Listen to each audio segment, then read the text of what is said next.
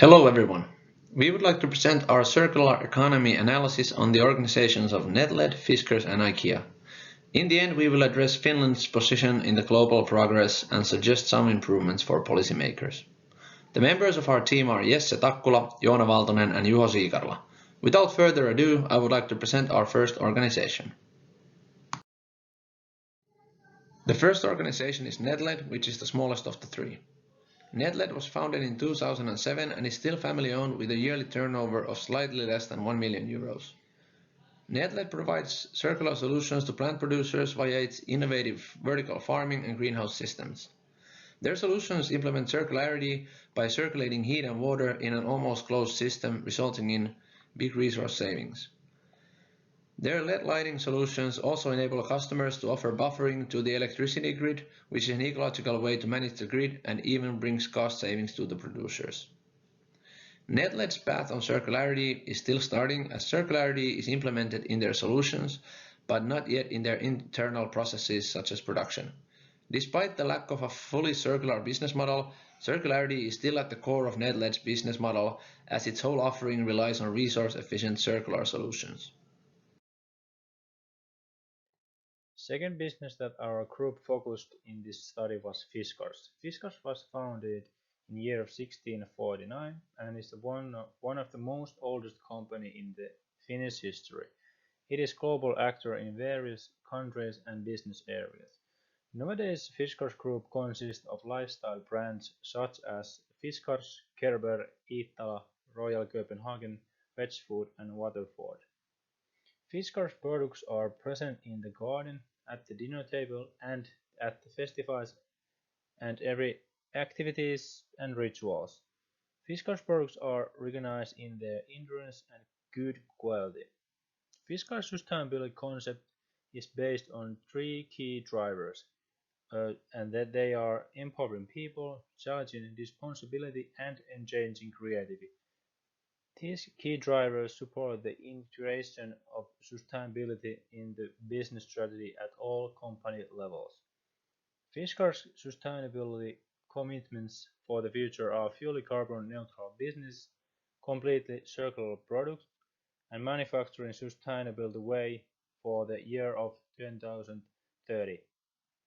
They also want to create positive social impact and inspire people, and they also have multinational development teams.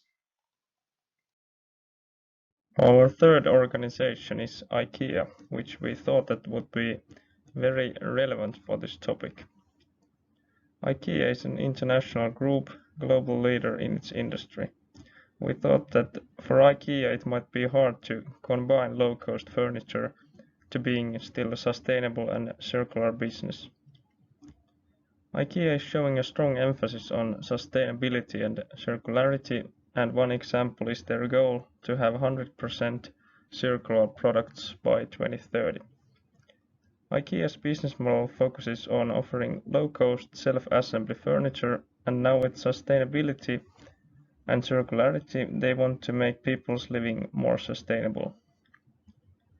IKEA has clear objectives and goals for the future, and the company aims to deliver, capture and create its value more based on sustainability and circularity in the future. IKEA's business strategy is in line with their sustainability and circularity strategies. IKEA's business actions are based by emphasis on more sustainable planet for people through fair and equal manners, climate positive and responsible sourcing. We think that IKEA is more on mature than beginner stage in its circularity path. IKEA emphasizes sustainable partnerships and suppliers, and their main solutions for circular business model come from the idea of take-back systems that consumers can bring back their used products, and the company takes care of the product coming back to cycle in different ways, and that there will be zero waste. This puts also pressure on the design, innovation and take-back processes of the products. Next we will see the organizations in comparison. One can see numerous differences between the case companies, some resulting from the sheer size of the organizations and some from different modes of operation. A big difference can be seen in the function of the circular solutions. Netled implements circular principles in the functionality of its offering, whereas IKEA and Fiskars implement circularity in their production and distribution. IKEA and Fiskars highlight sustainability mainly in the company's internal processes and marketing as an absolute value, as opposed to its instrument value in Netled's products. IKEA and Fiskars make their transition to a circular economy more prominent via general sustainability pledges, etc., as opposed to Netled, where the value created to the customer is stressed. Of the three companies, IKEA has most thoroughly implemented circularity in its production. As to who leads and manages the transition inside the organizations, the main practical differences were related to the company's size. The size of the companies causes an obvious difference as to how and by whom the transition to circularity is led within the organizations. The push for circularity comes from the top management in each organization, but its implementation is more diversely led in the larger companies. Netled's circular transition is more concretely led by the company's top management with the aid of the R&D department, as the low personnel count makes the organization more horizontal. In IKEA and Fiskars, the organizations have appointed dedicated personnel to manage and supervise sustainability issues. The size of these publicly listed companies enables them to address dedicated personnel on the subject. The case companies collaborate in different ways, levels, and with different partners on the subject of circularity. A big difference in scope can be seen in the non-supplier side of the company's partnerships. IKEA's size and impact make it a truly relevant circular economy actor on a global scale. IKEA has global collaboration with, for example, WWF, UNICEF, and the Ellen MacArthur Foundation, in addition to smaller national instances and partnerships. Fiskars is an important actor on a national scale with collaboration with national instances and communities. And a remarkable example of this is the company's hometown Fiskars village, which is still a popular destination for tourism and ecological craftsmanship. The company is heavily invested in the circular development and upkeep of the company's hometown. Netled, on the other hand, is still a small actor, but it has tremendous future potential to bring about a radical change in its industry and for its customers. Netled's smaller size limits the collaboration to fewer partners, customers, and certain suppliers of products or technologies. Netled is more responsible of developing circular solutions internally, whereas IKEA and Fiskars both have numerous smaller partnerships with, for example, certified suppliers.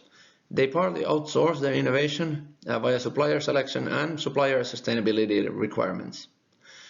Especially Fiskars effectively utilizes its suppliers in innovation and development, of which a case involving a ceramics factory in Thailand is a great example.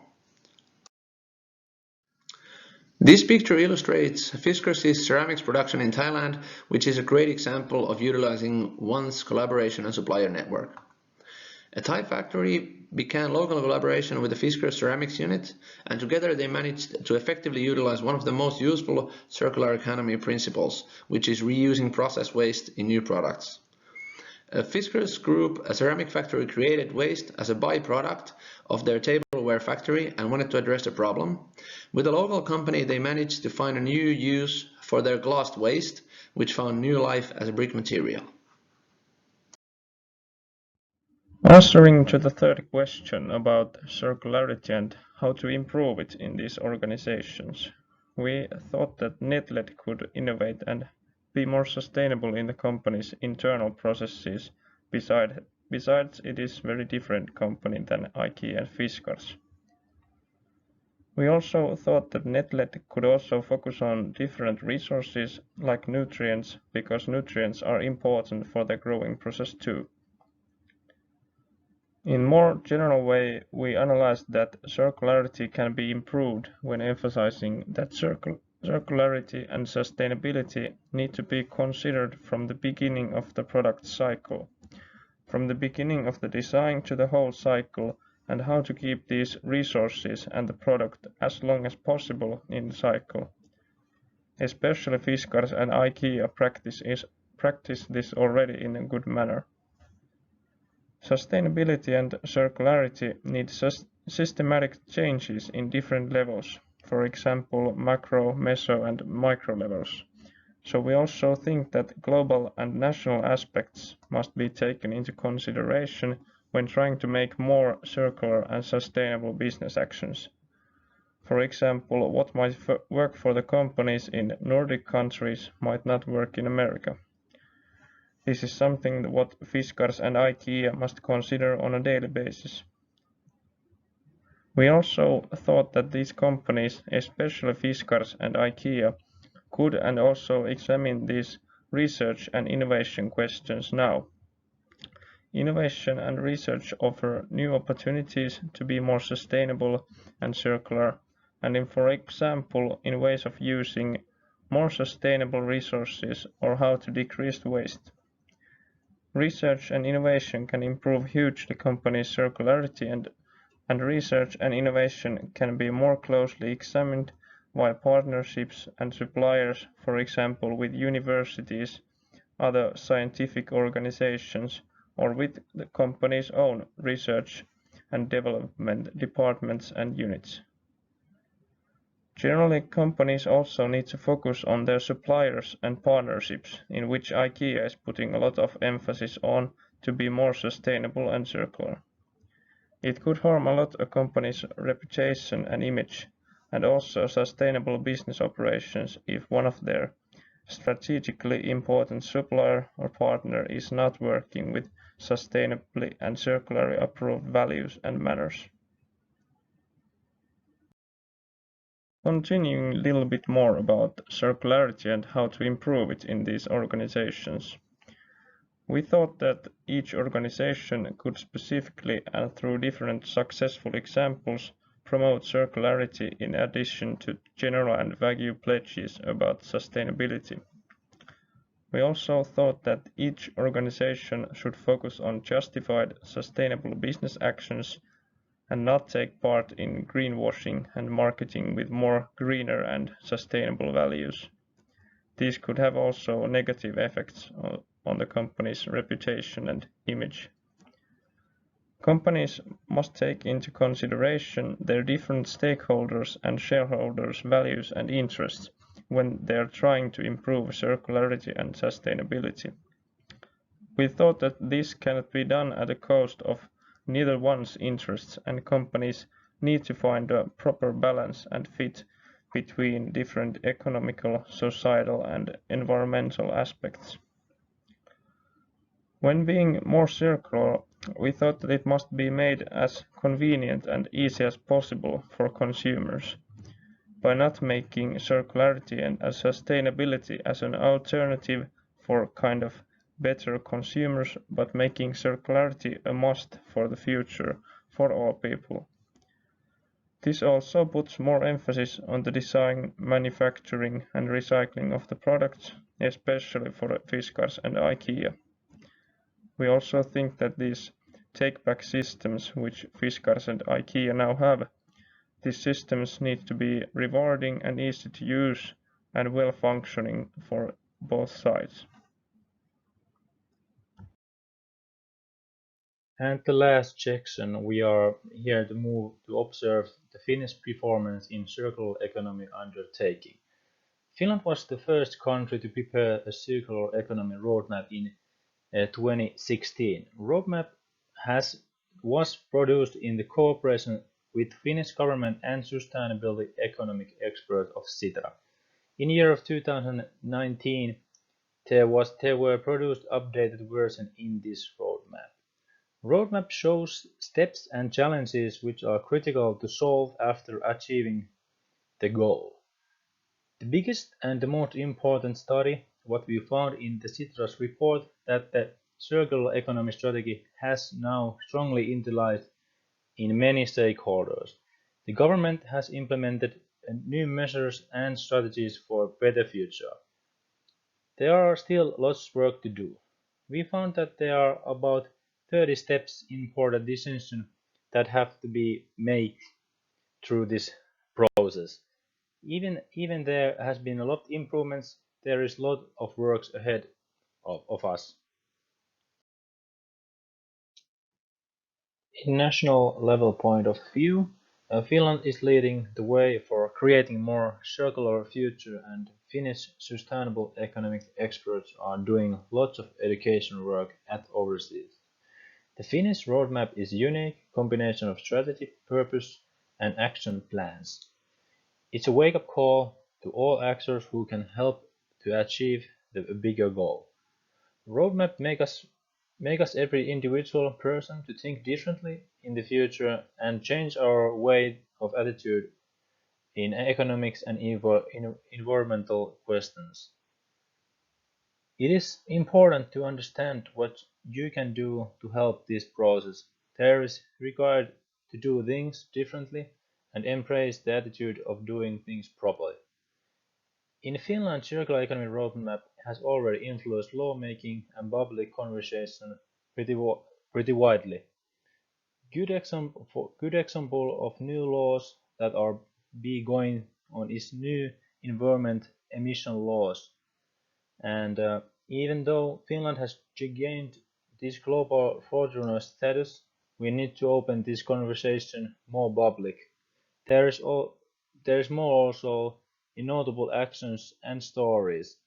We found that this process was held too much in closed door and not all influencers are involved in this development work. We also need to take care our actions more recognizable in EU and overseas.